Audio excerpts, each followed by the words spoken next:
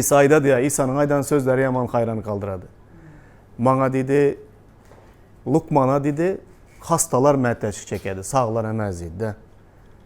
Menem dedi, günahkarları halas etmeye geldim, toka özünü doğru sayanlar əməz dedi. Şunun için göresler, İsa'nın ilk şagirdlerinin içinde yamanam günahkar adamlar köp bolan. Her hili günahları bilen, İsa bilen karşılaşan adamlar, durmuşu ütken adamlar var. İsa her bir günahkarı boluşu tek kavulu dedi. Toka İsa bilen karşılaşan günahkar indi artık önküsü tek bolmaydı.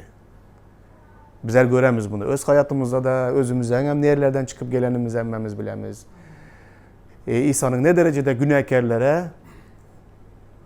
kucak açıp günahkarları şu bolan yerinden günahsinden hapa demeyin, isli demeyin, günahsini hiç zadını cirkinmeyin. Günahkarları bilen bir yerde oturup günahkarları bağrına basıp onların günahlarını bağışlap ve onlar için öz canını pida edip günahkarları doğru yola salmakta, onların canını halas etmekte İsa gibi merhametli birisi hiç yerde yok. Onun için bizler İsa'dan məhkəm yapışamız. Bilesler, söygü deyilen vaktinde adamlar hemişe özünü söyleyen adamları, kimdir biri beni söylese benim onu söyleyemem, doğru mu? Söygü diyen vaktinde adamlar öz yakınını, enesi, atasını, oğlunu, kızını hem özüne canı kıyarım dedi. Yaxşı gören adamlarını söyledi adamlar. Onlara hem yine adamın söygüsü yine çekli, belli bir dereceye kadar. Özü hazır ki dövrde görüyorlar. Şunday maşkalada, şunday söygü güçlü boladı deyip aydamız toka öz oğlundan geçenler kança, öz kızından geçenler kança, öz doğan birbirinden geçen yerleri kança. Adamın söygüsü hem şartlı.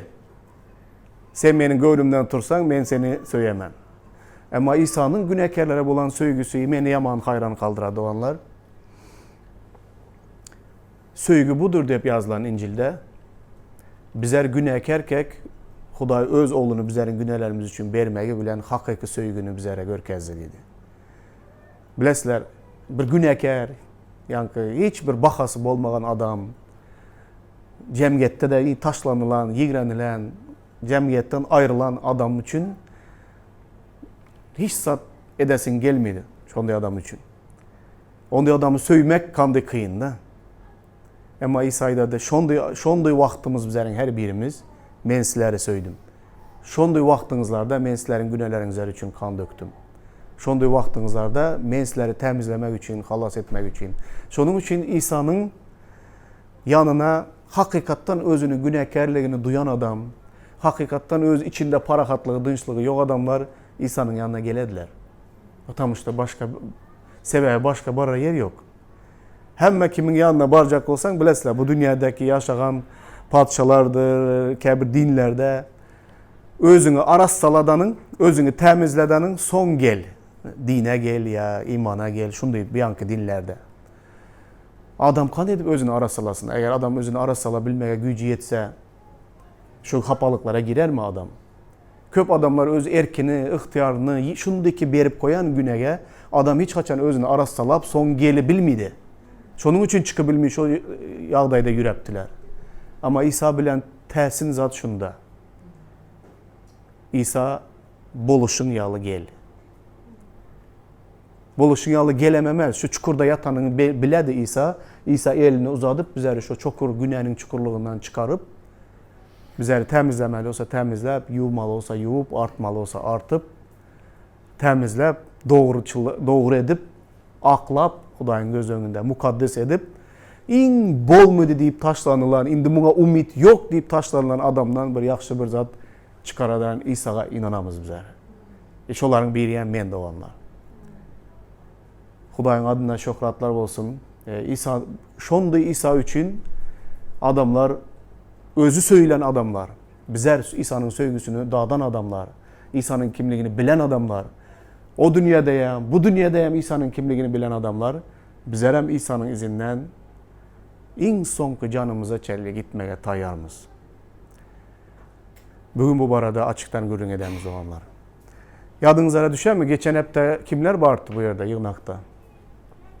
Haysi yığınak vardı görün ettik İlham kitabında. Efesler yığınak vardı. Efesler yığınağın en önemli Nemesi neme? Huday Efesler yığınağına en önemli bir zat aytdı. Neme barada gurrun berdi? Neme deydi? Ama en ilki baştaki söygünü yitirdin. İzine dolanlanı meni ilki başta kandı söyediren bolsan şondu söydiydi Efesler yığınağına. Kalan hemme zadı yaxşıttı Efesler yığınağına, doğru mu? Hiçbir kemçilik tapmadı. Şol bir ikinci babdan bugün başka bir yığınak barada gurrun edemiz doğanlar. Bulam yaman kızıklı bir zat. Kızıklı bir yığınak. Bu haftanın içinde birinci günden ta 6. güne çeli doğa edip bu ayatları çeynep mazasını çıkarıp hakikaten doğalarda, dileklerde Hudayım İzmir yığınağından bizlere neme diyeceksen, bize nemeler öğrenebilemiz. İzmir bu hazırki adı. Aslında o dövrlerde Smirna deyip aydılar ona. Smirna o Rim İmperiyasında vaxtında bu topraklarda hali Türkler gelmegen dövründe hazırki İzmir şehri şu geçmişte Smirna degen bir şehir boladı. Smirna diyen şehir sonuçtan Türkler gelenden son bu İzmir şehrine örledi. Şunun için mukaddes kitapta Smirna deyip geçedi. Smirna bir şehrin ortasında bir yığınak var İzmir'de. O yığınak şol İsa'nın dövründe bolan yığınak, Resulları gören yığınak. Hazıram şu yığınağın divarları yıkılıp, çalamçıtı yıkıkları, daşları hazıram turistler baradıran edip onarılıp görmek şansımız var. Nasip olsa Huday yol verse bir arzum var. Bu arzu kaçan yerine etçanı bilinmem. Hemmemiz bilerikte gidip bir hafta, bir hafta gidip hemme 7 yığınağa aylanıp şu 7 yığınaqdayam görüp, öz gözlerimiz bilen görüp, yine bir gezek Hudayın sözünden şu yığınaqlar barada yazılan hatları aslında şona iza koyu oturantım yığınaqda paylaşmağı, şu yerde paylaşaman deyip, ama yine de yığınaqda paylaşmaya karar verdim. Şonda da gezemiz diyen bir umidim var. Eğer yaşasak, Huday bu arzularımızı verse, bilelikte hemmemiz gezip, öz gözlerimizi bilen göremiz. Ullu bir şehir, İzmir şehrinde küçücük bir yığınak, Smirna degen yığınak. Bu Resulları gören yığınak, Resulların döreden yığınağı. Ve bu yığınağın durmuşu yamanam öğrenmege, bizler misal almağa, köp zatlar var. Her bir yazılan, özü kıska bir hat yazılan Smirna yığınağına. Şu kıska hatın içinde bizler köp zatlar görebilemiz. Gelinler azı bilerek de bunu okalı. Eğer ekranda gelse, sizlerim okanlar men bilen bilelikte. Ayanlık kitabının 2. babının 8-11. ayatları İzmir'deki yığınağın periştesine şunu yaz. Ölen hem direlen ilkinci ve ahırkı şeyle diyer. Men senin muşakkatlarını ve gariplığını biliyerin. Aslında belin sen baysın. Men özlerini Yahudu sayanların sana dil yetiriyendiklerini hem biliyerin. Yönü olur Yahudular değil de şeytanın üç meleğidir. Görecek görgülerinden korkma. Yine sıynamak için iblis sizin kâbirlerinizi tutsak ettirer. Siz 10 günlep muşakkat çekersiniz. Ölüm hopu üstünüze avananda da sadık kal.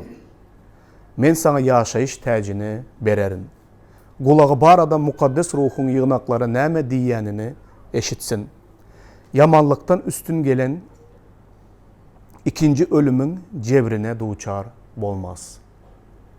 Yine hemmesini cemlesenizler neçe 3 ayattan mı ibarat? 8-11.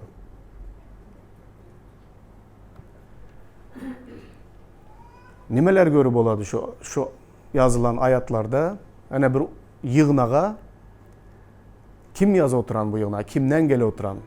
Resul Yahya bu sözleri kimden eşidip kime yazı oturan? Gönümel İsa'dan eşidip Smirna yığınağının periştesine degende Smirna yığınağının yığınak yolbaşçısına yani yığınak ruhu çopanına yaz bu hatı. İnekçilerin yığınak orada yığınağın başı olan İsa Mesih şu sözleri ayda oturan sizlerin yığınağınızlar var arada. Doğanlar beni hayran kaldıran zat, men 7 yığınağın hemmesini bir nemede gören vaktimde Smirna yığınağı en bir misal almalı, bir gözün gidediren bir zat. Bilesizler, hazır dışarıdan bir adam gelse misal için bizlerin yığınağa, bizler yığınağın üstünlüklü taraflarını, bizlerin yığınağımızın kemçilikli taraflarını hiçbir zadını bir gelende adam nemşedi bilmiydi, görü bilmiydi. Hatta yığınak yolbaşçı hükmünde menem hemme zadı gözüm görü bilmiydi. Ama İsa, eğer bir yığınağa İsa bir zatlar aytacak olsa, onda İsa hem yaxşı hem yaman tarafları görmeli mi, görebilen mi, görebilmeyeyim mi? Ayan bolan zatları, gizli bolan zatları hem İsa görebilen mi? Görebiledi. Eğer İzmir yığınağının hemme taraflarını, içini daşını hemme zadı bilip göre oturan İsa, şu sözleri bilen bir kocamanlıydı da Türkler bir, ullu bir yığınağa bir hat gönderi oturan, ibare oturan, bu hatta beyan ede oturan zatları yaman kıyıska. Şu hatların içinde bir de sende onlamayan zadım var, ya sende bir halamayan bir zadım var, tövbe etmeli yerin var, kemçiliğin var, ya günen var deyip bir zatı göresizlermiş yerde. Hiç yok, doğru mu?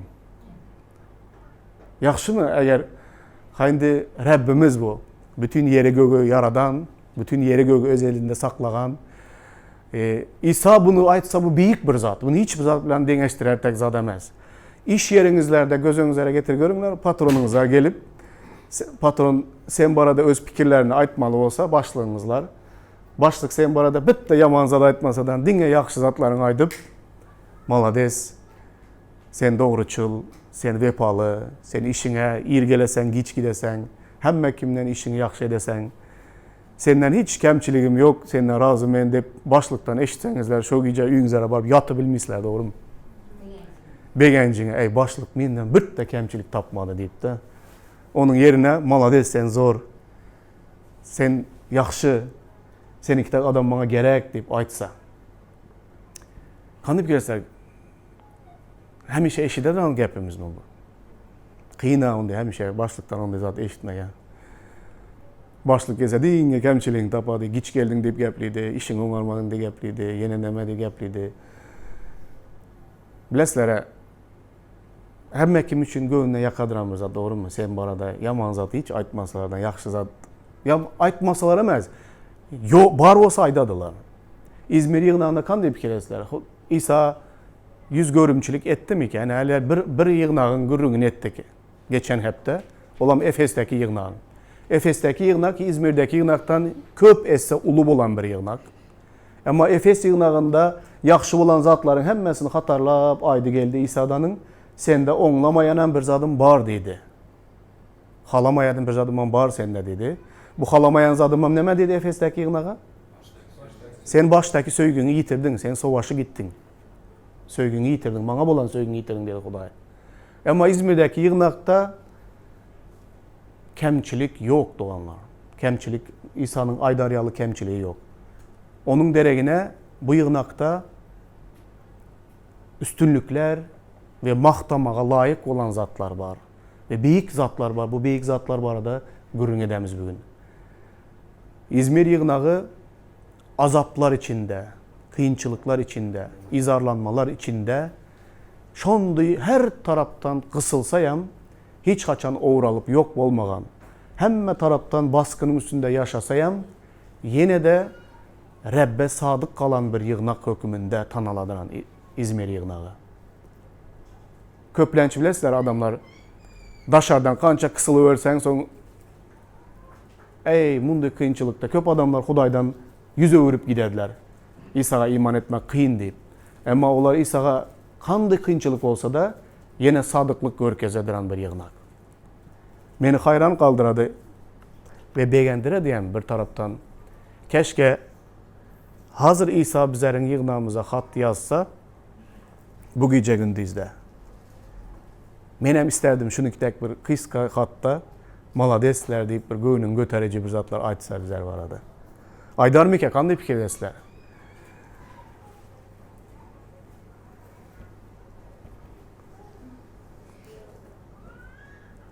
Onun cevabını özünüzler her kaysınızlar fikirleningler. Menem fikirlenin şol bir hatarda. Doğanlar ilki ayatlardaki nemeye ünüs bereli. İzmir'deki yığınağın periştesi diyen vaktinde yığınağın ruhu çopanına gönüktürlenligini aytdım. Ondan sonra İsa özü bu arada şu zatları aydadı. Ölen ve direlen, ilkinci ve ahırkı şeyle diyer. Köp yerlerde mukaddes kitapta İsa özünün men alfa ve men omega diyen yerleri var. Men başlangıç, men songdurun diyen yerleri var. Onu bilemiz, doğru mu? İsa bilen hemme zadın cemlenecekliğini, İsa'dan sonra hiçbir peygamberin gelmeyecekliğini, İsa dünyanın sonunda yine gelip hemme zadı cemlep, adamları hem, şeytanı hem öldürüp yok edip, dövzakın oduna taşlap, adamları hem geçileri koyunlardan saylayışıyalı, özününkileri sağına, özüne iman edemenleri soluna, onların hem gidecek yerlerini keskitlep, İsa bu dünyanı cemleyecek hem İsa. Şurada ölüp direlen mendirindeydi İsa'ydı. Ölüp direlen ilkinci ve sonku yazı şeyle diğer deyip yazdıydı. Men ölüp ve direlenliğini İsa ne için İzmir yığınağında ne için bunu ulandı? Göresler Efeslere yazılan hatta indik heptelerde beyleki yığınaklara yazılan hatları okap göremiz. Her kaysına ayratin bir hat yazılandığını göresler. Misal için bunday bolsa da şol bir hat hemmelere şol bir hat gelse o hatın mazmunu yazılışı bir hili bolar, doğru mu? Tolka misal için şol bir hatı men hemmenizlere şahsen iyi verecek olsam belki adlarını yazıbilermen de her kimin adını yazıbilermen ama şol bir hatı iyi versem mazmunu şol bir zat oladı. Ama 7 sanı yığınağa yazılan hatlar hemmesinin yazılışı hem tapavutlu, onların derdi hem dürlü, kaysı övülmege, kaysı hem nemşetmege, günesini yazgarmağa münasip. Başka çaydan vaktimizde her yığınağın boluşuna göre şahsan hat yazıladı. O hatlar birinden hem ütkeşik. Misal için Efeslere yazılan hat bilen İzmir'e yazılan hatın arasında tapavut var. Mazmununda hem tapavut var, kıyskalıgında hem ululuğunda hem tapavut var. Bilesler karanlar, kıyska hat yazılan mazmunu hem başkaça. Beni hayran kaldıradı şu zatlar. Bu adam her bir yığınağı ayratin bilediranlığını aydadı. Karanlar, ölen ve direlen senin muşakkatlarını, garipliğini men bilemem dedi. Başka çaydan vaktinde yığınağı içinden daşından yığınak varadaki hem mezadı men bilemem dedi İsa. Kanıp kiresler, hazırki dövrde İsa bütün yığınaklara içini, derdini, daşını, hem mezadını bileme İsa. Biledi. Bilen için her kime ayratin şekilde gereğine göre hat yazadı. Ölüp direlenliğini aytmak ne için gerekti? Ne için ölen ve direlen deyip İsa bulara bunu aydadı? Bu zatlara gören vaktimde men İzmir'deki yığınağın kıyınçılıklar içinde, azaplar içinde yaşap yürüyenliğinin, kıyınçılıkların neticesinde köpke ruhtan düşmege hemme taraflayın sebepler var İzmir'deki yığınağa. Ama onlar ölüm bilen, ölümden sonki yaşayış onlar için en esası fikir bolanlığı için, en esası maksat şo bolanlığı için İzmir'deki yığınak hiç kaçan daşardaki bolup geç oturan yağdaylara karamıdılar. Yağdaylar hakikatten hem ağır doğanlar. Karanlar, gelinler muşakkatların büyük bakası bu arada birazcık görün edeli. Ondan sonra ölüp direlişine gidemiz. Rimlilere yazılan hatta 5. bab 2. 5. ayetlarda İsa şunday sözler yazadı. Resul Paulus Rimlilere yazılan hatta şunday yazadı. İsa Mesih bize Hudayın merhametinin kapısını açıp verdi. Biz iman arkalı bu merhamete ulaşıp berk duruz ve Hudayın şöhratına şerik bolacaktığımıza umut bağlap begeniyeriz. Dine muadel ese muşakkatlarımıza hem begeniyeriz. Sebebi muşakkatların çıdamı ercelliğin hem umudu dörediyendiğini biliriz. Şeyle umut bizi utandırmaz. Sebebi verilen mukaddes ruh arkalı yüreğimiz Hudaýyň söýgüsünden dolup taşýar. 17. ayatda şeýlelikde perzentleri bolan olsak onda miras düşerleri deriz. Hudaýyň miras düşerleri bolan olsak onda İsa Mesihiň miras düşeri deriz. Biz İsa Mesihiň gören görgülerine şärik bolýan bolsak onda onun şan şöhratyna hem şärik bolýandyrys. Doğanlar yine de kıyınçılıkta, azap içinde yaşap yürgen yığınağın dünyaya, hayata, yaşayışa, imanına bakışında biraz tapavut var. Şonun için olar bu kıyınçılık döwürde hiçbir sarsmadan Hudaýa wepalylığını saklap bilipdiler. Bu olaryň bakışı hazırki döwürdeki imanlıların karayışından tapavutlu. Hazırki döwürde adamlar Hudaýa iman etse munday karýdylar. Garaňlar. Hudaýa iman etsem, onda Hudaý meniň ähli dertlerimden meni azad etsin. Hudaýa iman etsem, onda meniň durmuşumda hiçbir kıyınçılık bolmasın. Hudaýa iman etsem, onda meniň yaşayışım ýaxşy bolsun. Diňe şo zatları umid edip, maksat edinip koynadılar. Eğer İzmir'deki yığınağam muşakkatlara, kıyınçılıklara, şu hazırki döwürüň mesihleri tek sereden bolsalar, onda olar doğululuğuna, lapikeşliğe uçuramalı ve İsa'dan yüz öwürmeliler. Nem için? Sebebi olar muşakkatlar içinde iň soňky derecede yoksuz, garip, hemme taraplardan basılıp, ezilip gele oturan yığınak. Bular nem için bu kıyınçılıklara çıdap gele otuptular? Nem için bular bu kıyınçılıklar içinde de yine wepalylığını dowam ettir otuptular Hudaýa bolan diýsen, bular muşakkatlara seredişi, olara bakışı tapavutlu. Neme diýip aýdady? Muşakkatlar bizi nemşe dedi, karaňlar. Bizler dedi Hudaýa İsa'nın adına dedi ecir çeksek buna maktanyp buna begenemiz dedi. Sebäbi muşakkatlar çıdamı, çıdam erjelligi, erjellik umidi döredýändigini hem bilemiz dedi. Soňky 17. ayattan soňunda mundy diýjämlidi. İsa'nın görgülerine şerik olan bolsak, İsa şan şöhratında gelen wagty İsa'nın şöhratyna hem bizler şerik bolacağımızı anlada dedi. Karaňlar bular kandy kara eken kıyınçılıklara. Kıyınçılıklara bular duş gelen wagtynda İsa'nın ady hatyrasına bular begene ekenler. Şonuň üçin bular hiç zat korkusu bilmedi hiç taraplayın. Bizler eğer kıyınçılık bolmaly emez benim hayatımda deyip inansak onda bizler kıyınçılık gelenden hem şedemiz mende günämike ya Hudaý meni söýmemike ya Hudaýyma kahar kazaby barmike nem için men bu azaplara duçar bol oturman deyip bizler başka keli pikirlerine başlayýmyz. Hazırki döwürde hakiki iman edenler bu zatlara düşünediler. Bu sözlerde İsa'nın muşakkatlarına şerik olmagyň nämeligine düşünediler ve hayata şonuki degen seredediler.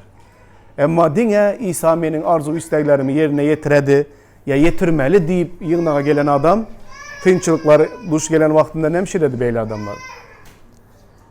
Beýle adamlar kıyınçılıklara duş bolan wagtynda doganlar bu bir ýalňyş bir zat deyip izine öwrülip İsa'ny ret edip gidediler.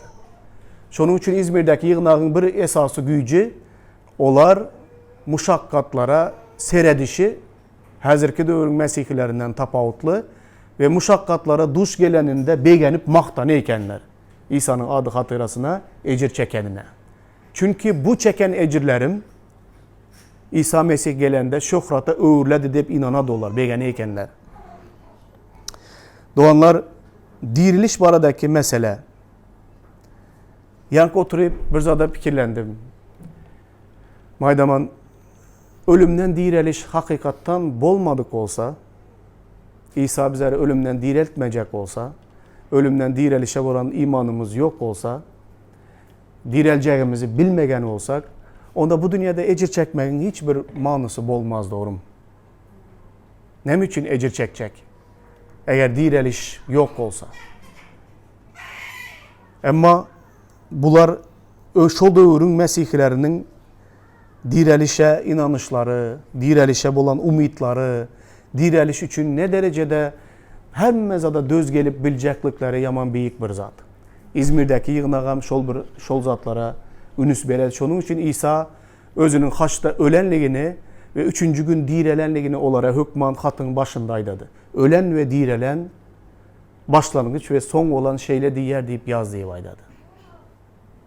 Diriliş var da şunday zatlar var. 1. Korintoslar 15. bab 12-23. ayetlara seyredeli. Biz Mesih direldi deyip vagiz ederiz. Onda sizin aranızdan kâvirleri ne edip merhumlar direlmez deyip biliyer.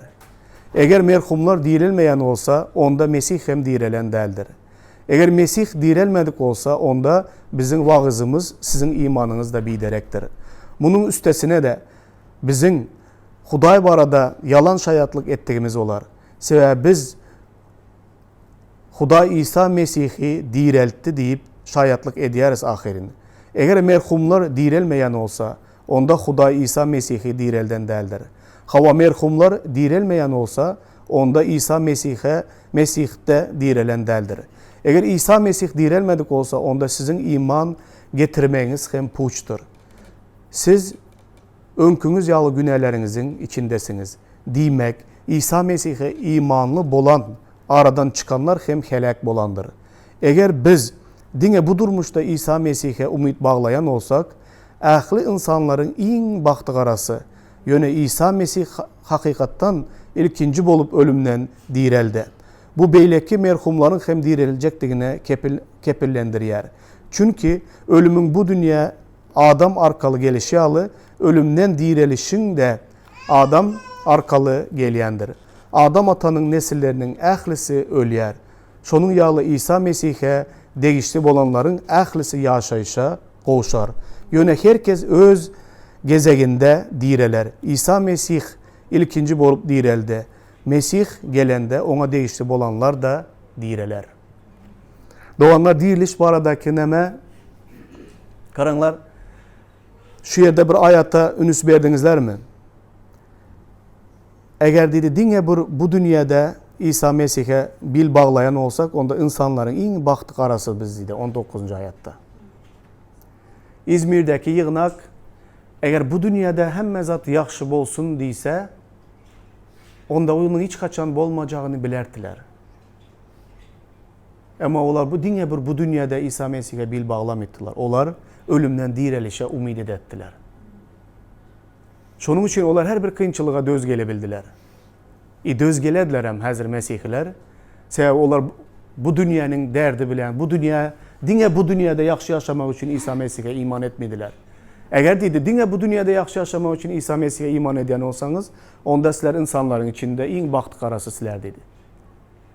İsa Mesih özünün ölümden direlenliğini aydadı İzmir'deki yığınağa. Sizlerin hem ölümden direleceğinizleri bilinler deyip yatladı. Ve onlar yürekten ölümden direleceğine inanattılar doğanlar.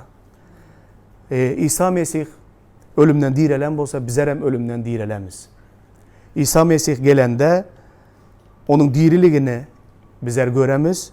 Ona değişti olanlar ölse de yine de direler deyip aydadı bu ayetlarda. Doğanlar bu dünyada eğer hakikaten hem bu dünyadaki bəxtbüydüğümüz için İsa'ya inanacak olsak, eğer bu dünyada bizlerin bəxtbüydüğümüze göre bolmagan yağdaylarında kanday olamız. Yine de İzmir'deki yığına yazılan hatta onların garipliği barada gürrün giderdi. Demek dünyada onlar garip. Hazır garipliğinin sebebi barada da gürrün verecek meselelere. Toka İsa onlara karan vaktinde aslında sizler baysınızlar dedi. İsa nəkili baylığı neme bilen ölçüdü. Bu dünyadaki adamlar garipliği, baylığı neme bilen ölçüdü. Bunun tapavudi var. İzmir'deki yığınak aslında inanılmaz derecede yoksuz ve garip bir yığınak oladı. Yoksuzluğunun, garipliğinin sebebi hem şunda. İzmir şəhərin özü Rim imperiyasında qadımı Grek butlarına, qadımı Greklerin hudaylarına iman edilen bir yer oladı. Özleri hem Rim imperiyasındaki Kaysar'a ne derecede vefalılığını görkezecek olup İzmir'dekiler o derecede aşırı Rim'in butları, Rim'in dini, Rim'in siyasatı şu bilen şunday bağlı olan bir yurt oladı İzmir. O yerde bir topar Yahudular hem yaşadı. Yahudular öz dillerinde ama Yahudular Rimliler tarafından ezildi. Ama Yahudular Mesih'e iman edenleri ezediler. Demek ki Mesih'e iman edenler hem Rimliler tarafından hem özge milletler hem putparazlar hem Yevreylerin özleri tarafından ezilip hem taraftan kısılan bir Mesihler barada görüngüde oturan. Onların garipliği doğanlar, onların yaltalığında emez. Hazırki dövrde bir adama ne için adam garip deysenizler bir topar sebepleri var. Ya adam içki içendir, ya adam narkotik kullanadırandır, ya adam yaltadır, ya adam işini başarmıdırandır. Hazırki dövrde garip degen adamınızın bir topar sebepleri bolu bile doğru mu? Hakikaten dürüst adam bolsa, doğru adam bolsa, işengir adam bolsa o adam hiç kaçan garip köçede el sörüp nem etmedi. Durmadı. Garipliğin ondi sebepleri var. Bizler göremiz azı bu dövrlerde. Eğer İzmir yığınağında şondi derecede garip bolsa ona kanı fikir etse yığınağın içiyem deme şondi adamlardan mı dolu? Yok. Onların garipliğinin sebebi başka bir zatlarda. Onları şol gariplik bilen, yoksuzluk bilen bilgeçleyin şu dereceye düşürüp şu derecede saklamak istediler. Siyasi taraftan, putparazlar, dinler, medeniyet tarafından, Yahudular, yani Kaydışimiyalı hemme taraflayın kısadılar. Nem için bu yığınak ösmesin deyip. Sebebi dünyadaki bütün dinler, şol dövürdeki kadimi Grek butları, hudayları, şunu deyip, dahi Yevreyler hem şunu deyip inanadılar. Neme deyip inanadılar? Eğer bir adamı Huday bereketli, yaxşı göre duran olsa, hazır sen bay olsan, sağdın olsan, hemme taraflayın üstünlüklü olsan, demek ki senin Hudayın hakiki Huday olmalı deyip inanadılar. Eğer bizler dem şunda ha, adamlar hemme taraflayın bay olsa, güçlü olsa, Huday buna gülüp bakıptı. Huday bunu bereketlepti. Ya adam kesel, garip ya bir yoksuz olsa, şunun bir derdi var mı deyim Huday bilen. Hazıran var ha bizlerin kültürde hem şonday. Şol dövrde hem şonday inanıptılar. Şol inancın neticesinde İzmir'deki, yığınaktaki imanlılara işen vermeptiler. Onlara sövde satık etmeye mümkünçülük vermeptiler. Hemme tarafların onların işlep pul kazanacak mümkünçülüklerini yapıp onlar garip, yoksuz. Sonra hiçbir adam buların Hudayına daşadan kara otursan, buların Hudayına inanıp ne bir şey desen, buların Hudayına inansan başın dertten açılmıyor ya. Nemeye gerek bu? Sana iş vermediler, seni oku almadılar, sana onu etmediler, sana bunu etmediler. Kime gerek bunday Hudaya inanmak? Şöyle menzeşlik var mı? Hazır bizler dövrümüz hem şondu ya. Yüzlep adamlar bilen gürrün edemen şunu deyip aydadılar. Batıreke İsa doğru. Hemmez adam doğru. Bilemiz. Tolka ha? Bizler dedi kıyın dedi İsa'ya inanıp yaşamak. Ne mi kıyın? İş vermediler. Ya işten kovadılar. Ya cemiyette azap çekesen. Ya dostlarım üstümden güledi. Nime İsa'ya iman edip hemme tarafların kısılayıp hemme tarafların kıyınçılık görüp ne bir şey desen. Şunun için adamlar İsa'ya inanmadılar. Bu adamlar bu dünyanın fikrini dediler. Bu dünyada doğru gelediren öz için behbitli bir zat aktaradılar. O dünyasını fikirlenmediler. O dünyaya gezek gelen vaktinde günahların hükmü, dövzak, cennet var da fikirlendiren adam olsa onda İsa'dan mehkem yapışmalı. Sebebi İsa'dan başka çözmedi hiç kim bu sorakları. Bizler hem hazırki dövrde şunu yaşımız doğru mu? İsa'ya iman etsen problemi var. Şunun için İsa gerekemez. Şol dövrde hem bilgeçleyin şu problemini döredediler. İzmir yığınağındakiler garip, yoksuz, kıyınçılıklar içinde daşadan gören adam aydadı. Bu Mesihlerin, bunların yığınağına barıp bunları tek iman etsen, İsa doğruyan olsa, toka kıyın bu dünyada da İsa bilen yaşayış. Şu için bilgeçleyin onu garip edediler. Olmasa o yerde başarcan, işlemek istidiran, öz nanını tapı bilediran, ya gariplere nan beri bilediran yağdayda işlep pul tapıp adamlar var. Ama o adamlara yol vermediler. Bunlar üstünlüklü olmasın. Bunların Hudayı bereketler edip aytmasınlar. dep bilgeçleyin kıyınçılıklar yasaydılar İzmir yığınağı için. Şonun için sizler dedi garip ava dedi. Torkaslar aslında yaman bay dedi.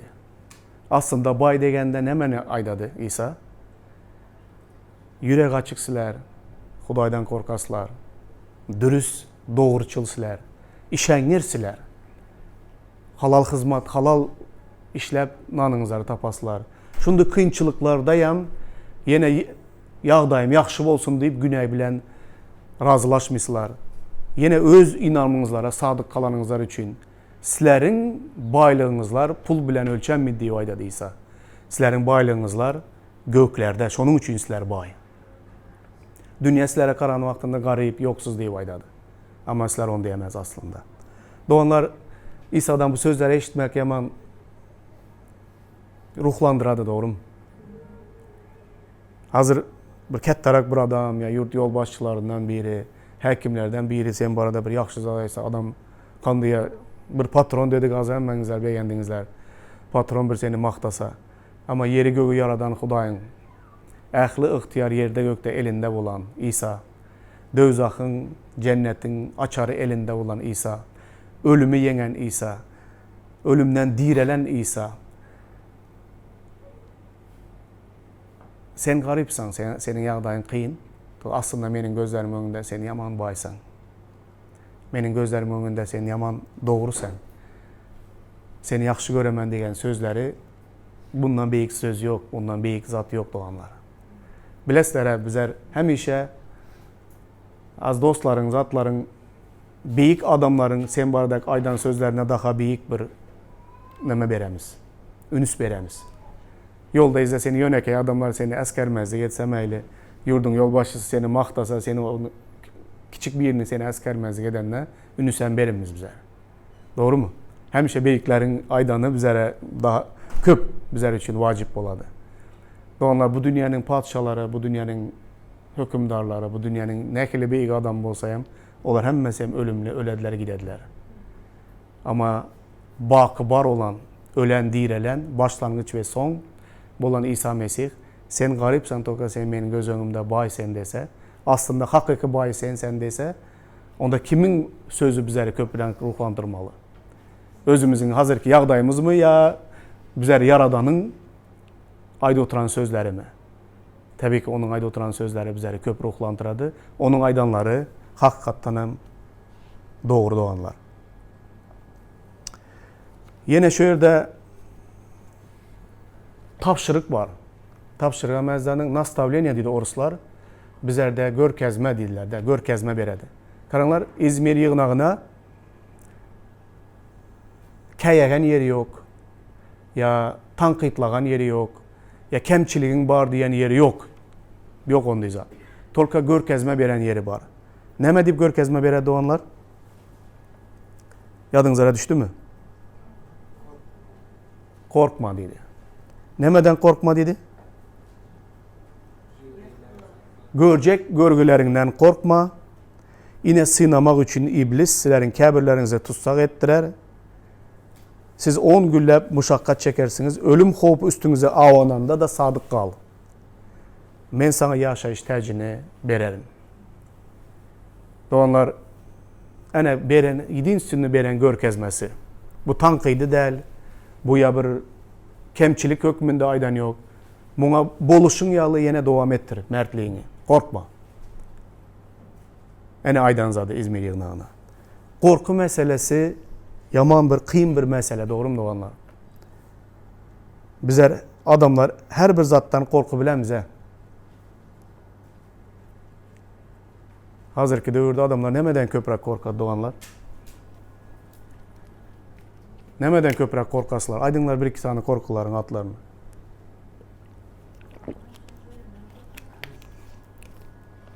Hemme korkuları cemlesek, bir ayet şöyle hazır. Hemme korkuları cemlesek bir zatta gelip cemlenedi. Ölümden korkamız. Gariplikten korkamız, garip olsak aç ölermen deyip korkamız. Keselçilikten korkamız, kesel olsan ölesen deyip korkamız. Yine ölesen. Hemmesi ölesen. Sonuna gelen hemme korkuları cemleseniz hemen ölemiz deyip korkamız hemmemize. Samolyotda minsek hem yukarı çıkırsak ölermen diye, ölmeyin yine. Gemiga minsek, ey gemin batmasın, sıva çump yine ölmeyin. Hemme zadı cemlesen ölümden korkamız, tolka. Eğer ölümden korkmasak, значит bizler hemme zadı yengemimiz bizler doğanlar. Ölümden başladığın çaresi var, ölümün çaresi yok deyip ayda dünyadaki adamlar dedi. Doğru. Toka ölümün çaresi var da gürrün gide oturan.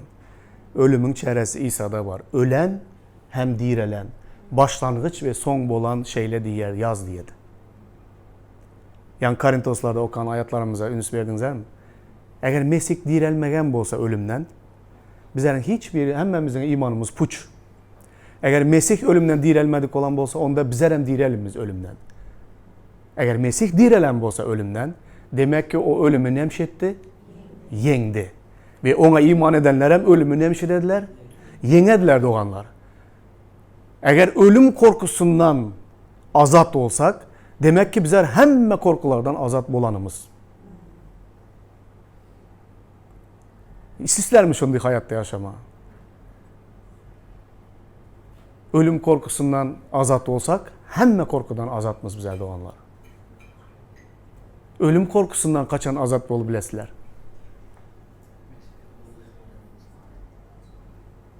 Ben köp fikirlendim. Kaçan azat bolu bilesen ölüm korkusundan. Ölümden direleceğini bilsen, ölüm korkusundan azat olasan. Ölümden sonra direleceğini bilsen, ölümden sonra nereye gideceğini bilsen, cennete gideceğini %100 bilsen, ana onda sen ölüm korkusundan hem azat bol bilesen. Ölümden sonra nereye gideceğini bilmediğin adamlar yaman korkarlar ölümden. Sen hakikaten korkmalı olar, doğru korkmalı. Bilmediler nereye gideceğini. İsa ne dedi? Bana iman eden ölseyem direler dedi. İsa ne dedi? Bana iman eden ölümden yaşayışa geçendir dedi. Bana iman edenin hükümden hüküme varmaz. O cennette yeri var. İsa yine ne vadalar verdi? Men yol, hakikat, yaşayış, mensiz hiç kim atamın yanına varabilmedi. Ölümün dedi açarı, yaşayışın açarı İsa'yı dedi, mende dedi. Ona hemmelere inanadı. İsa karşı çıkadıran dinleren biledi İsa dalığını.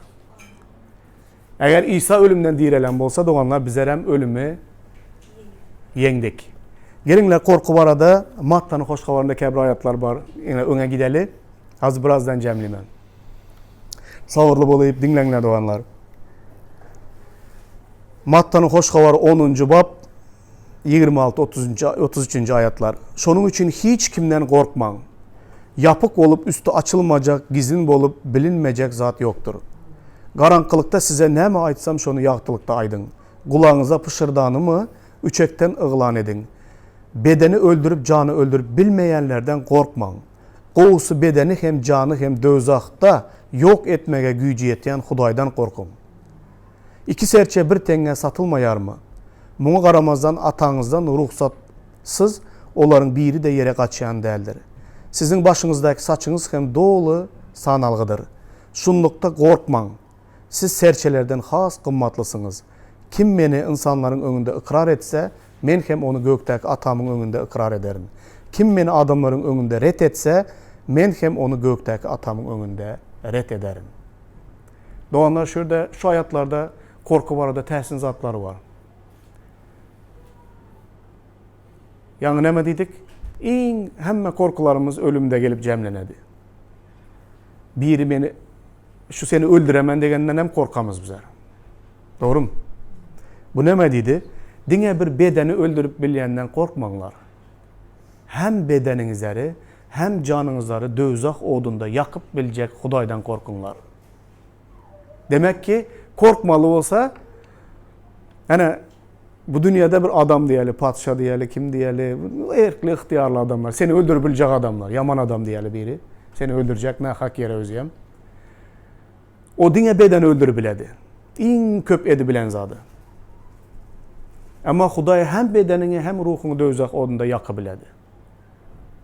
Bizler armiyadakiler, yaxşı bilesizler, armiya bar gelenler, kim yamarrak olsa, serjantların qaysı en yaman olsa şundan köprek korkasan. İkisi daha şunday zatlarım bolattı. İki serjant duran birinden korkmaysan, birinden yaman korkasan. Biri geldi yedi, bir yankısı gelmediği vaydadı. Son kaysından köpürek korksan, şu korkanın aydanını edesen. Korkmaydıranın etmeysen aydanını. Olaran biledi. Oyna barla görmek için dedik. Hani kimden köp korkadı deyip. Bu yerde hem adam şunday bir nemede durasan. Menzeş bir zat. Huday duran aydadı. Menden korkmasan hem canını hem ruhunu da özakta yakı bilediren Huday var. Bu dünya bir yerde biri duran bir kiçkine serjantrak. Mulaş serjant mı bilmem ben. O toka senin canını öldürebilecek biri. Olam seni korkutacak. Yine hayran kaldıran bir zat var doğanlar. Karanlar. Ünüs verdinizler mi ayetlara? Bedeni öldürüp canı öldürüp bilmeyenlerden korkma. Kovusu bedeni hem canı hem de öz vakta yok etmeye gücü yeten Hudaydan korkun. İzinden yazılan ayetlere karanlar. İki serçe bir tenge satılmayar mı? Buna karamazdan atanızdan ruhsatsız onların biri de yere kaçayan derler. Sizin başınızdaki saçınız hem dolu sanalgıdır. Şunlukta korkman. Siz serçelerden has kımmatlısınız. Demek ki yani korkma diye oturan Huday bir zaday dedi. Şu seni öldüremem diye oturan adam olsun kim olsa olsun seni öldüreceklerem Huday'a dedi. Menin ruhsadım olmasa edebilmedi. Görürsün zaten. Kara serçe bilen neme dedi. İki serçe dedi neme dedi. İki serçe bir tengeye satılar. Şunun bakasını hem biledi. İsa. Buna karamazdan bunların hiçbir yem dedi Huday'ın isteği olması yere kaçmıyordu. Huday'ın tutulmuyordu o sana. Yani serçeler.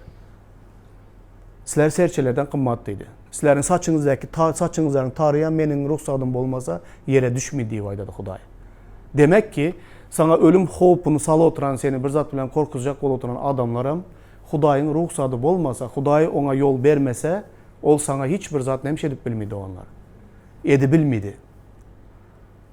Öldüremen deyip bin hayvat atıversin Huday ölmüydü şu yaşı dediyse yaşıydı şu adam. Huday'ın keskitlegen gününe kadar yaşıydı. Huday'ın veren ömrünü aladı. Ne keselçilik, ne kıyınçılık, hiçbir zat onu yok edilmedi eğer Huday şu ölmedi dese. Adamın doğuluşu, adamın ölüşü, dine Huday'ı çözedi o zadı. Bileslere, aydadılara, yatan ölmeyin, yeten öled dediler. Ölemen de bir yatan adam ölmedi, ölmeyen de bir gün adam tapatayın gitti. Ölümün yaş karını sayılı mı? Yok. Kar adamlar o karı ben ölemem beçem degen adam ölmeyi yaşa biriydi. Yaş biri piyan bolup çıktı, motorda öldü, yok oldu, gitti. Bilesler hayran kalmayaslar geçen de bir gezek neme görkezdim. Nerede kaysı yurttan geldi Ukrayna'dan mı ya İsrail'den everdiler. Bir surat. Adamın minip gidip oturan maşınını parkovka edip koyan parkovkasında maşının bakının yanından bomba gelip bakının yanına oyup kırılanı o yanlanın yankı tigirine girip kalan bomba benzi bakın yanında yarılmagan. Gel düşen yerine karanlar. Bazı şunu şayatlık eden adamı hem gördünüzler. Maşının yanına bomba düşenlerini yarılmaya kalan. Huday ölmeysen dese nemşetmeysen doğanlar. Ölmeysen. Şunun için korkunu yenmek diyende ölüm korkusunu kandı yenebilesler. Yan ayttık. Birinci sebebi ölümden direlecekliğin. İkincisi ölümden sonra nereye gidecekliğini bilsen. Üçüncüsü, hatta açsında şu üçüncüsü bir olmalı. Ölüm korkusu başınıza gelen vaktinde şu zadı yatlanlar. Huday ölmeysen dese, ölmeysen doğanım. Huday ölesen deyse, seni hiçbir zadan bu dünyada tutabilmedi. Bu oldu senin günlerin bitti dese, sen gidesen. Yaş ol, karı ol, bay ol, garip ol, sağdın ol, kesel ol, fark etmez. Huday sen boldu gidesen dese gidesen. Huday sen yaşaysan dese yaşaysan. Şunun için yaşayışı veren Huday, ölümem Huday'ın elindeliğine yürekten iman edip bil bağlabilsenizler, korkunu yenesler doğanlar. Başka şekilde yol yok onu yenmeyin.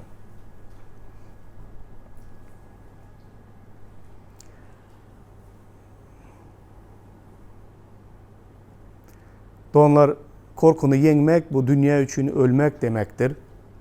Gelinle kəbir ayatları okap geçin. Bulam Resul Paulus tek bir adamı hayran kaldıran bir adam. Kanday bu zatlara şunday ruhu dereceye yetip bu bizlerin görüngede oturan sözlerimiz bizler için biraz kıyın gelediren sözler. O sözler bilen yaşagan. O sözler onun yüreğinden gelen sözler. Şol ruhu dereceye yeten adam. Bu sözleri yazan. Korkunu yenmek demeklik, bu dünya için ölmek demeklik. Mukaddes kanunun özü meni ölüme hüküm etti. Şuna göre de men mukaddes kanun için ölü bolup indi onun gözekçiliğinde değildirin. Men indi Huday için yaşayandırın. Men Mesih bilen haça çüylendim.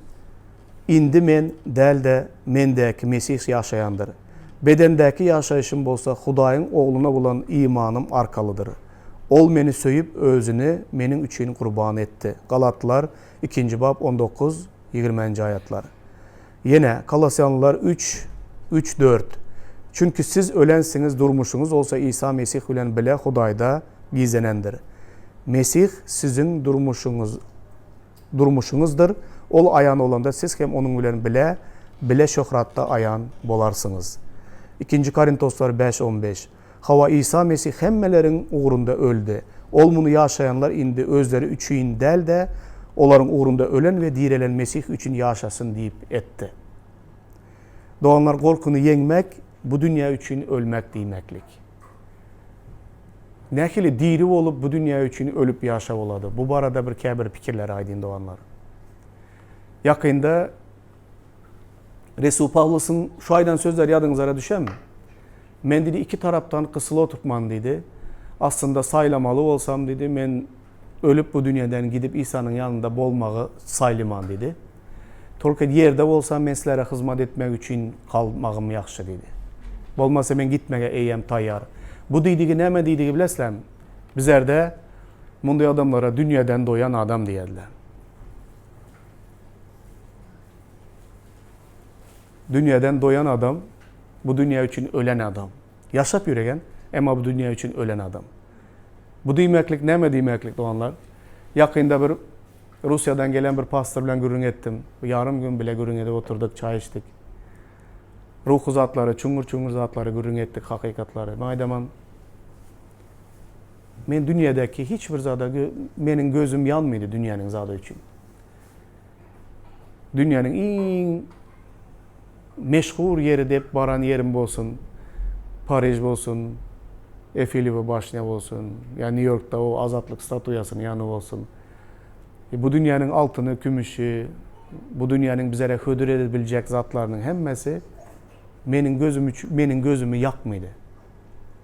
Ah şundan bol sattı, ya benim ah şurada yaşasattım, ay şunday maşınım bol sattı, ay şunday bir üyüm cayım bol sattı.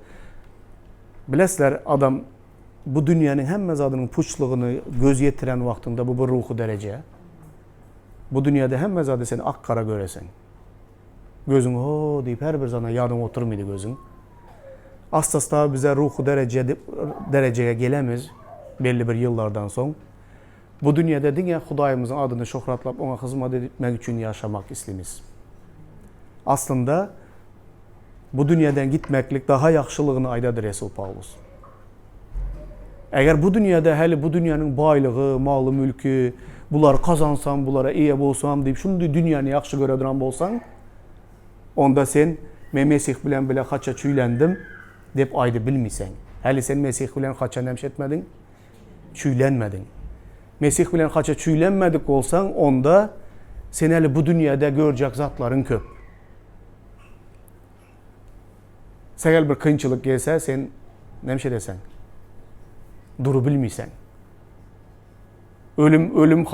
Ölüm korkusu başına gelse ya sen der öğret edesen. Doğanlar korkunu yenmek bu dünya için ölmek demeklik şudur. Bu dünya için ölüp koyan adamı ne bilen korkusu bilesen. O ölüp koydu bu dünya için. Onu İsa bilen korkusu bilmiysen. Eğer bu dünya için ölmediği adam olsa o öz sayasından hem bir şey dedi. Korkadı. Doğanlar bizlerin her birimizi şu dereceye getirmek istedi Huday. Bu dünya için ölüp yaşasak dine İsa için yaşamalı bizler. Doğanlar bu yerde beni hayran kaldıran bir zat var. Filip bu İzmir yığınağında bular bu kıyınçılıklara yetmek için buların başında olan bir pastırı boladı İzmir'de. O adamın adına Polikarp deyip aydadılar. Polikarp degen pastırı İzmir yığınağında bunu tutsak edediler. Ve ayda da kəbirlerinizi tutsak ederler, korkmanlar. Sizleri korkuzmak için bu bir vaxtlayın dedi. 10 gün dedi sizlere nemşi derler. Eziyet çektirerler. 10 gün degende ne meni anladı 10 gün? Bu dünyadaki görecek günlerimizin, görgülerimiz yamanam çeklendirilen bir kıyska vaxtdır. Şeytan içinizlerden kəbirlerinizi tutsak etmek bilen sizlere korku salmak istedi dedi. Bu hakikatten hem şonday boladı. Şoların içinde Polikarp degen buların ruhu önderi boladı. Ne hili kıyınçılık olsa da Mesih'e sadık kalmakta şonun rolü yaman ulu boladı. Bunu tutsağa salıp bu adamı öldürecek oladılar. Öldürmeden ozal bunu sudun önüne getiren vaxtlarında İsa'nı Retettan'ın Kaysar'a Huday deyip secde ettiği aydadılar. O dövrlerde bilesizler doğanlar. Aslında bunlar hükmede ya hiçbir zada karşı olmadı Mesih İzmir'deki yığınağın ağzaları. Onlar hakikaten hem dürüst adamlar, doğru adamlar oladı. Ama o yerde özünün doğruluğunu, nemeni, sadıklığını görkezmek için sen Kaysar'a Huday hükmünde secde etmeli. Huday deyip secde edip ona diz etmeli. Şona gezek gelen vaxtında yığınaktakiler yok bizler dine Huday'a secde edemiz. Bizler adama Huday deyip secde edinmiz diyediler. Polikarp'a şol yığınağın yol başçısına İsa'nı reddet diyen vaxtlarında şu sözleri aydadı. Karanlar doğanlar.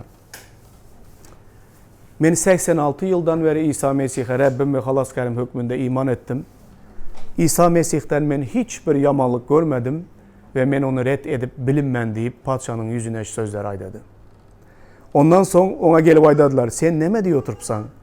Sen padişaha Kaysar'a Huday deyip sen secde etmesen seni ullakan bir sütuma bağlap koyup senin daş dövreni odun bilen doldurup seni Şem hükmünde otta yakıp öldürecekler.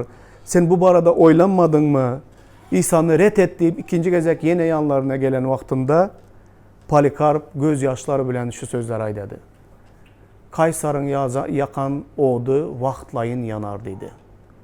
Hudayın yakacak odu bakı yandır dedi. Bu demek bilen ne mi diyecek oturan? Kaysar beni otta yaksa ben 1 saat 2 saatin içine kalmayayım ben gidemem ölemem. Vaxtlayın bir ottur. Ama ben İsa'nı red edip bakı dövzak ödünde yanandan koy beni aslı yaksın Kaysar dedi. Doğraydan ha. Kaysar'ın yakacak odu vaxtlayındır. Ama Hudayın ki bakıdır dedi. Sonundan bunu alı gidip nemşi dediler doğanlar. O da yakacak olup bunu daş dövrəğine odun toplap bunu otta yakadılar Polikarp'ı. İnanınlar otta yaka oturttular. Bir de tüyü bile yanmadı yankının otta. Ot bilen yakıp bunu öldürüp bilmenden sonra kılıçlar çapıp öldürediler. Ama sonku deminin sonku demine çenli İsa Mesih'e red etmeyin İsa Mesih'e sadıklığını görkezedi. Bunu gören bütün cemaat onlarda hem şonda diri iman oladı. Onlara maydadı şol bir sözleri. Polikarp'ın sözleri asırlar boyu onların kulaklarında yanlanadı doğanlar ve hakikaten bunday adamlar yığınakta ulu rol oynadı. Doğanlar yine bir təsirin bir zadaydı sizlere. İsa Mesih ölüp dirilenden sonra 300 yıl hakiki yığınak. Hiçbir siyasada karışmayın. Hiçbir yerde Mesihlik devlet dini bolmagan dövründe Mesihler dine ecir çekip 3 asır yaşadılar. Şu Polikarp yalı adamlar, İzmir yığınağı yalı yığınaklar Rim imperiyası bunların pastırlarını öldürmekten, Mesihlere ceza vermekten yadap sonku derecesine çıktılar. 300 yılın içinde 10-15'ten köp, onlar ömür boyu hüküm sürediler bilesler şu dövrde. Yaşlıktan ömür boyu. 10-15 aralığında Kaysar yaşap geçedi. Biri ölüp başkası gelip. 300 yılın içinde hemmesi Mesihlere azap barını berediler. Onlara ne güller başına salmaydılar. Bunların sadıklığı, Hudaya bulan bunların doğru imanı, ne ikili derecede nemşetsen, çapsanam, yaksanam, atsanam, öldürsenam bunların doğruluğunda, imanında kaladıranlığı Rim imperiyasını sarstırıp 300. yılda 3 asır ecir çekenden son Rim imperiyası Mesihliği devlet dini etmeye razı oladı. Sebep Mesihliler tek öz imanına sadık olan hiçbirini görmediler. O putparazlar, böyle ki erkili kadımı Grek hudaylarına inanıp yürüyenlerin hiçbirinde bu zat olmaydı, bu sadıklık. Mesihler dertleri bilen, ölümü bilen, kıyınçılıkları bilen, garipliği bilen, İsa'ya olan sadıklığı bilen bütün imperiyanı sarstıradı. Özleri köpememez olar. Küçük yığınaklar özleri. Ama Mesihler şu derecede öz tesirini bütün imperiyanı sarstıradılar. Xuday bizlerin her birimize şunda diri imanı versin doğanlar. Yani ki bu dünya için ölüp koyan adamı neme bilen korkuzasan diyen sözlerim şu ayatlara esaslanadı. Filipler 1.21.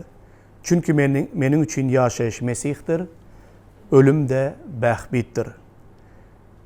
Filipler 1.21 karanlar, Türkmençesi şundu yazılan, Türkçesi şundu. Çünkü benim için yaşamak Mesih'tir, ölmek kazançtır Türkçesinde. Orsçasında iba для меня жизнь Христос и смерть приобретение dedi. Bu adamı neme bilen korkuzasan? Bu ölüm dedi, kazanç dedi. Ölsem ben en yaxşı yere gide oturtman dedi adam. Bu dünyada yaşasam hem de Mesih için yaşamam. Başkaları için yaşayacak olsam gideyim ben dedi lıçı. Doğanlar bu diri imanı versin Xuday bizlere. Bizlerin hem dertlerimiz azamaz.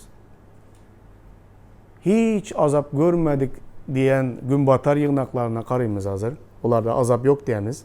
Belki onların azapları bizlerin azapları bilen denemezdir. Toka o yerdeyem her hili azgınlık, her hili cinsi nemeler, yığınağın mukaddes yaşamak için devlet tarafından ne hili baskılar basılıp geline oturan Avrupa, Amerika yurdundaki Mesih yığınaklara. İman için işten kovutuklar, iman için üstünden gülüp eskermeyin, her hili zatlar gele oturan. Bizlerin dertlerimiz daha güçlü. Bizler İzmir'deki yığınağa menzimiz mi biraz? Menzimize. Menzesimiz gele mi?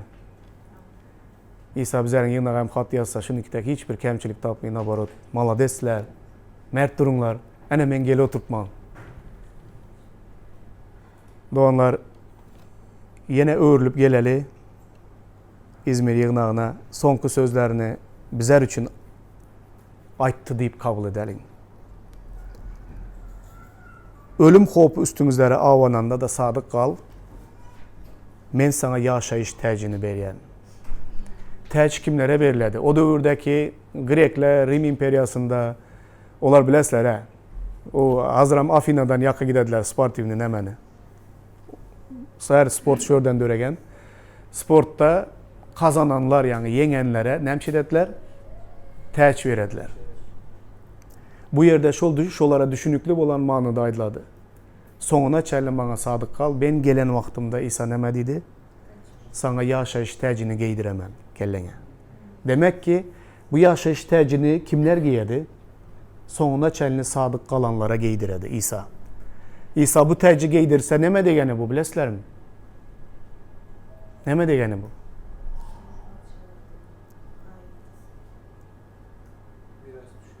On 11. babın son kayatlarına karanlar. İkinci ölümün cebrine bu adam asla da uçar nemşetmez, olmaz. Hem adamlar doğanlar şu zatta birleşediler. Garip olsun, bay olsun, yaşlı olsun, qarrı olsun, yaş olsun, sağdın olsun, kesel olsun. Hemme adamım ölüme gezek gelen vaktinde hemmesi hem öledi. Fiziki ölüm hemme adamların başında var. Bu hiçbir adam bu ölümden kaçıp kurtulup bilmedi. Ama kebir adamlar fiziki ölüm bilen bilelikte baki ölüme gidediler. Ama bizlerin farkı tapavudumuz bundadır. Birinci ölüm bu. Birinci ölüm hemme adamlar fizik taydan ölediler. İkinci ölümü yankı başına yaşayış teci giydirilen adamlar ikinci ölümü asla dağıtmadı. İkinci ölüm diyen vaktinde baki dövzak ölümünü bizler görmeyimiz doğanlar. Sebebi bizlerin başımıza her birimizin sadıklığımız için, imanımız için bizlerin başımıza İsa Mesih yaşayış tecini giydiredi. İzmirliler buna inanattılar. Bu dünyada bizlerin nemşetsen ediyor. Kıska bu 10 günlük tek bir ötü gider bu dünyadaki hayatımız, durmuşumuz. Ama bizler ölümden direlişe inanamız. Bizler sonuna çellik sadık kalanımızda başımıza giydirilecek yaşayış tecine beklimiz bizler. Bu dünyadaki kıyınçılıklar, yani Polikarp'ın aydıştek, Kaysar'ın yakan odu vaktlayın yanıyandır. İsa'nın yakan odu bakı. Vaktlayın onda yansam yanayın, bakı ottan halas olanım hak olsun. Xuday bizlerin hemmemizi bereketlesin doğanlar. Gelecek yığınaklarda bir yankı yığınaklara yazılan hatlarda bilelikte öğrenemiz. 7 yığınağı baradaki yazgıları öğrenenden son özünüzlere sorak beremen. Bizler kaysın hemen izimiz şunun deyip. Hazır soran ben. Hele 2 tanesini öğrendik. Xuday hemen zere pata versin.